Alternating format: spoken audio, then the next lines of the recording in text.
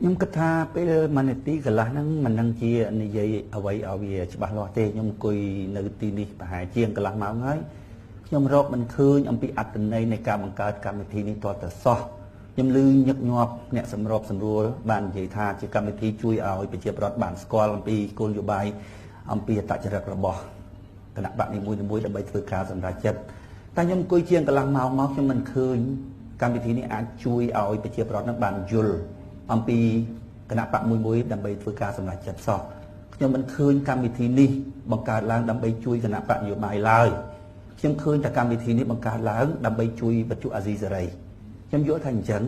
បើសិនណាជាគ្មានពួកយើងមកទីនេះកម្មវិធីនឹងអត់បង្កើតបានវាអត់មានឃើញអត្ថប្រយោជន៍អីឲ្យប្រជាប្រដ្ឋនឹងមានមូលដ្ឋានការសម្រេចចិត្តក្នុងរយៈពេលប៉ុណ្ណឹងប៉ុន្តែគេនៅតែបង្កើតកម្មវិធីនឹងមកដើម្បីឲ្យប្រជាប្រដ្ឋនឹងគាត់មានការទុកចិត្តបោះឆ្នោតឲ្យគណៈបកមួយប្រជាប្រដ្ឋនឹងមិនមែនគាត់មិនទុកចិត្តទៅលើគោលនយោបាយទេតែគាត់មិនទុកចិត្តទៅលើគណៈបកនឹងហ្មងអញ្ចឹងដើម្បីសាងទំនុកចិត្តឲ្យទៅប្រជាប្រដ្ឋដើម្បីជាមូលដ្ឋានក្នុងការសម្រេចចិត្តក្នុងការបោះឆ្នោតយើងមិនអាចប្រើពេលវេលាប៉ុណ្ណឹងទេសម្រាប់សម្ព័ន្ធប្រើរយៈពេលជាង10ឆ្នាំហើយដើម្បីឲ្យប្រជាប្រដ្ឋនឹងស្គាល់អត្តសញ្ញាណស្គាល់អត្តចរិតថាតើសម្ព័ន្ធនឹងចង់ធ្វើអ្វីអត្តសញ្ញាណសម្ព័ន្ធនឹង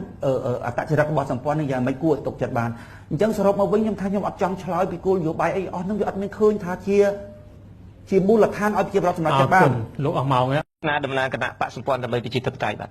ខ្ញុំចង់សួរបងប្អូននៅទីនេះក៏ដូចជាបងប្អូនដែលស្ដាប់នៅតាមផ្ទះ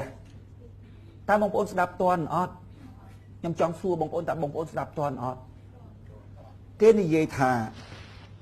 អង្គើពុករលួយវាអត់បញ្ហាអីទេសំខាន់នៅលើឆន្ទៈតែយើងមានឆន្ទៈគឺថាយើងអាចបំបត្តិបានណាបន្ទាប់ពីនឹងមកផ្លែតមកក៏ថាដូចសិង្ហបុរីឃើញទេទោះបីមនុស្សអត់ឆន្ទៈក៏ដោយឲ្យតែយកទៅដាក់សិង្ហបុរីហ្នឹងគឺថាត្រង់ផ្លូវបងប្អូនស្ដាប់តន់អត់ស្ដាប់តន់អត់វាបច្ច្រាស់គ្នាត្រង់ចំណុចហ្នឹងហើយដែលសម្ព័ន្ធនិយាយថាមនុស្សហ្នឹងរឿងក្រោយទេសំខាន់ធ្វើប្រព័ន្ធសិនEDP និយាយតាំងពីណាពីណៃតាំងពីបង្កើតមក